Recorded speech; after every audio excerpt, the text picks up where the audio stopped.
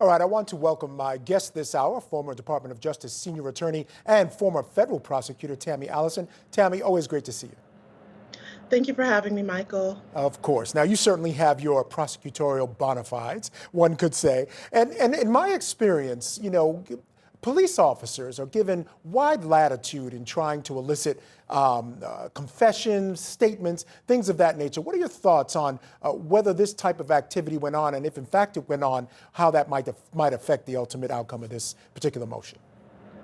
I believe that the defense is going to definitely harp on the fact that this meeting or alleged meeting where Roddy was going to discuss the incident of the murder of Ahmaud Arbery, they are going to make a point that he was not there with his attorney. He was not in a situation where he was advised that the statements that he was making could be used against him in the trial with the murder of Ahmaud Arbery. So I think the defense is really going to focus on that to introduce reasonable doubt in the trial in October.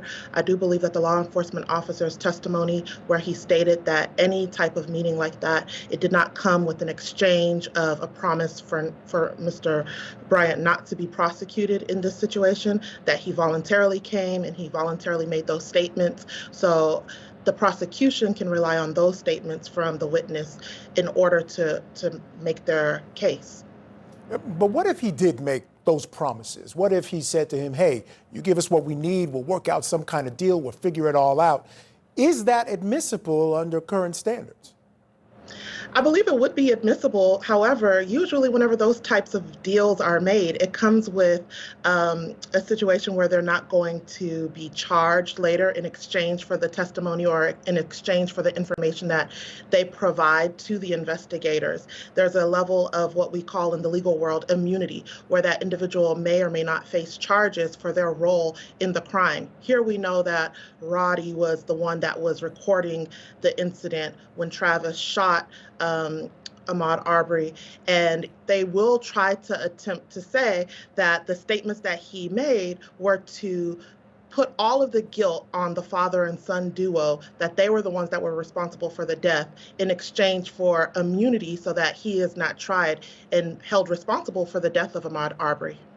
You know, it's interesting. Now that you mentioned that, I was going to say that he's in an interesting position. He's an interesting character in this case. Now, you heard Kevin Goff, when we first got into this block, talk about how it's a unified defense. But we do know that he was willing to go in. And as you said, he was willing to give whatever information was needed to save his own back and basically, throw those other guys to the wolves. So he presents an interesting character. Is he someone that you could see maybe trying to sever from the others because he's ultimately going to turn against them at some point? Absolutely. I think that his attorney is going to try to pit him against the father and son duo. You heard him say that he was a political prisoner. I mean, that was extreme and, in my opinion, inappropriate to state.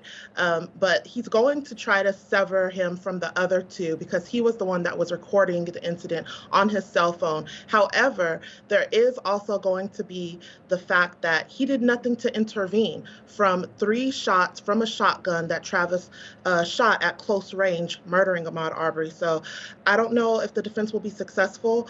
Well, Roddy's defense attorney would be successful in that type of an argument. I want to listen now. We have some of Roddy Bryant at the scene. This is shortly after Ahmaud Arbery was shot. Police are talking to him at the scene. Let's listen to some of his words. Where is the shotgun located at during this? While the black guy was punching, you said the black guy was punching the white guy in the face, right? In the head? Yeah. While he's punching him, where is... Most of the time it's down like this.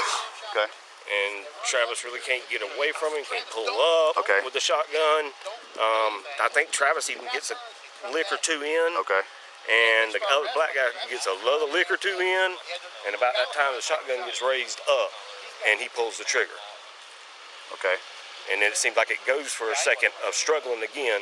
Okay. I mean, like, good 10 seconds maybe. Okay. Before again. I think I heard three shots. Was he defending himself? Did it look like he was defending himself to you? Yeah.